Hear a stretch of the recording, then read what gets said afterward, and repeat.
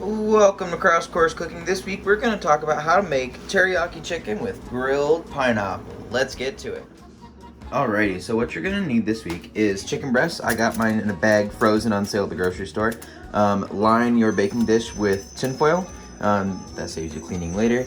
I have my oven preheating to 450 and the chicken needs to reach 165 degrees internal. We'll talk about that later.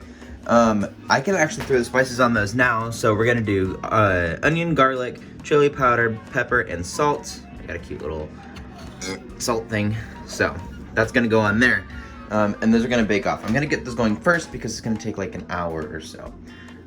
Next we're gonna need pineapple, Swiss cheese, or any other like white cheese that you might like. We're gonna go kind of mild on the cheese. And of course, shopping local. And your favorite teriyaki sauce. I just so happen to have Mandarin teriyaki sauce from Panda Express. Let's get started. I'm gonna throw this in the oven and then we're gonna talk about how to chop up your pineapple. Okay, chicken's got the seasoning on there and it is going in. I could set a timer, but I'm just gonna check it throughout the process. We'll talk about that later. Now let's talk about chopping pineapple. Yeah, so first off, when you chop anything, the most dangerous knife is a dull knife. So I have what's called a honing steel here. Basically what you're gonna do is you're gonna have your knife. I just have a really easy chef's knife. You need to go at, I think it's like a 15-degree angle on both sides to the honing steel. So like that and like that.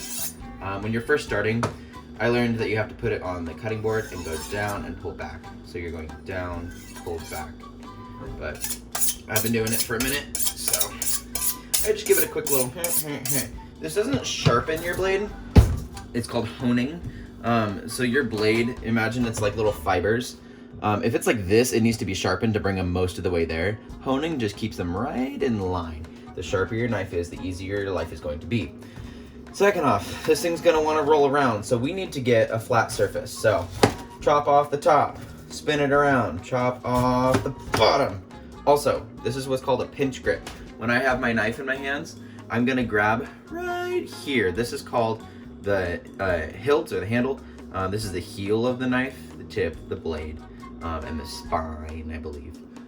So you're gonna wanna pinch right here because that's where you're gonna get the most balance and control. You do this thing, it's gonna twist around, hurt your wrist. Pinch here, just like so. Chopped off the top and the bottom. You can save this for a little centerpiece if you super want to. That'll just chill there. Now, flat surface, we're good to go. I'm gonna go around and I'm going to peel my pineapple like so. I'm gonna go all the way around, try to keep as close to the skin as you can. And if you get these little, they're called eyes, that is okay, we'll trim those out in a second. So I'm gonna go all the way around. You wanna make the most out of your pineapple. Be safe. It is always better to turn the product than it is to turn yourself and the knife. And if it's hard, like if it's underripe and it's really hard and you find yourself pushing really hard, that's how you're gonna hurt yourself. I have done that before where I pushed way too hard and I've gone through and cut myself pretty bad. So you gotta be careful. Scraps, you can throw those away. And any of these little eyes, I'm either gonna go around like this and I do a little V cut in there and take that out.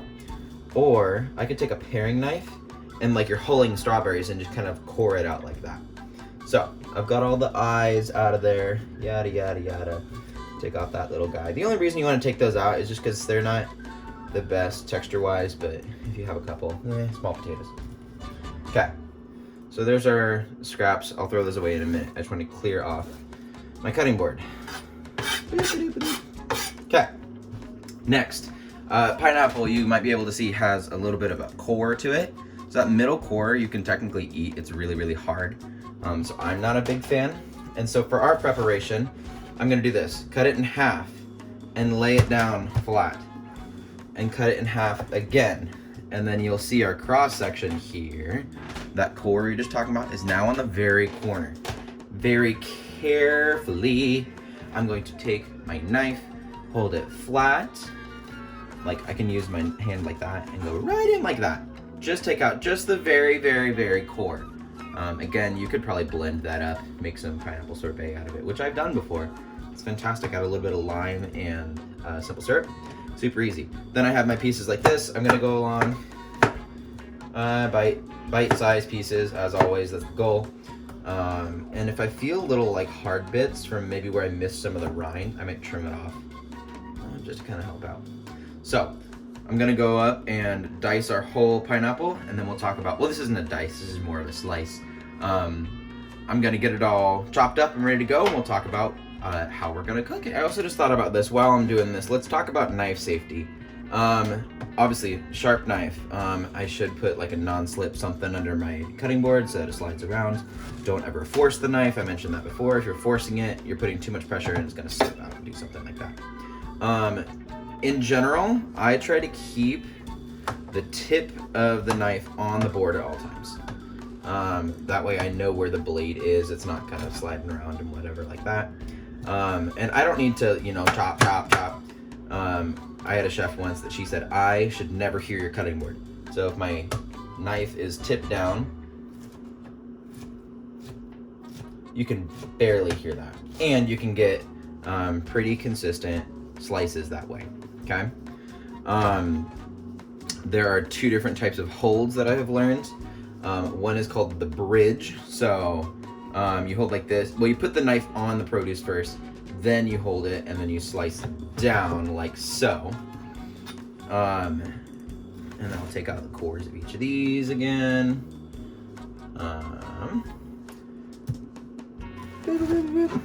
Also, keep your fingers away from the blade. So my left hand is slippery. I'm not gonna touch the knife with this hand because it's gonna slide around. No es bueno. So we talked about the bridge, right? Knife down, then bridge. There's the other one called the claw. My knife can go right up against my fingernails. Your fingernails protect your fingers, that's the whole point.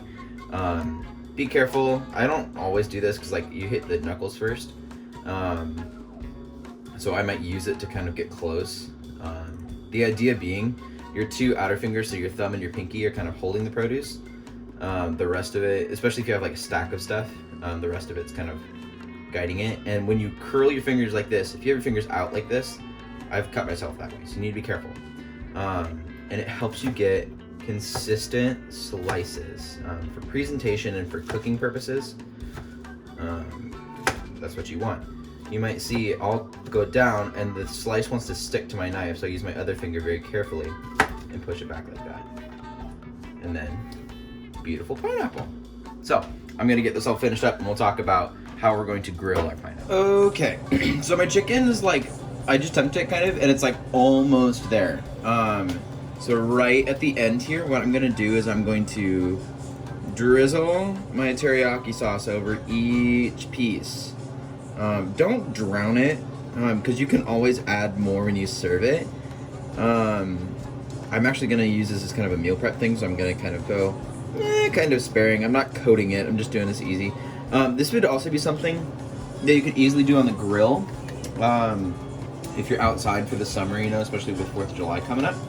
And then I'm gonna take my cheese, and I wanna just make sure that each piece of chicken gets cheese over top of it. So about 1 per breast-ish. And what I'm gonna do, once I cover all pieces, this also helps me figure out how many portions I have right now. So got it. This guy, and one more. And if you want a little snack for yourself, I'm always a big fan. I encourage. Eat as you cook. As my grandpa said, you never trust a skinny chef. Although you can cook healthy and you can be skinny and all that sort of stuff, make sure you taste your food always. So I'm gonna put this back in the oven. We ended up doing 450 for about 45 to 50 minutes for the chicken to be almost done. And then right at the end here, I'm gonna throw that in. We're looking for that cheese to melt and that glaze to be nice and sticky. Next, let's talk about grilling our pineapple. Again, if you're grilling, highly recommend grilling your pineapple outside. The whole point is pineapple is very, very, very sweet. And so when you grill it, the sugars are gonna come out and they're gonna caramelize. It gets a beautiful color on there. And it just tastes a lot sweeter, a little smoky, some good stuff. If you wanted to go over the top and add some brown sugar to it, go for it. I'm super not opposed. Since I have a smaller pan, I'm gonna try and do this in batches because I don't want to overcrowd the pan. I want as much contact surface area with the pan as possible. So it's nice and hot. I have a tiny bit of butter in there from lunch today. And typically I'd wait till it's a little hotter. And it'll start sizzling once you get it in there. So, we're gonna lay these out in here. You can hear it kind of picking up. And they're gonna cook by themselves. If you wanna add a little bit of chili powder or a little bit of teriyaki sauce to it to kind of coat them, totally for it. We just wanna make sure we get some really nice color on these. So I'm gonna grill these all off and then we'll talk about serving. Let me also just clarify, you super don't need to put butter in there. I just happen to have some. The juices are gonna come out already and that sugar's gonna caramelize by itself. So keep an eye on it. Again, this is beautiful. The outside, you could do this in kebabs. So you do like bits of chicken on a skewer. So you do like chicken, pineapple, coat the entire thing in teriyaki sauce and grill it that way. That'd be a great way to do this. Okay, let's talk about plating. I'm going to just do meal prep style. So I have these meal prep containers, pack of 15 for like $8 at Walmart. Highly recommend. Portioned it all out. You can freeze this for a little while, refrigerate it. When I serve it, I'm gonna put it on a plate, chop up the chicken into bite-sized pieces, cover it with some teriyaki sauce. It'll be fantastic. You could easily serve this over rice. If you look at the pan, there's all that juice, all that seasoning, all that teriyaki sauce, a little bit of cheese in there. That would go great over some rice. You could put this on sandwiches, toast up some like Hawaiian sweet rolls, or like a brioche or something like that. So, thank you so much for joining me, and I will see you guys next time.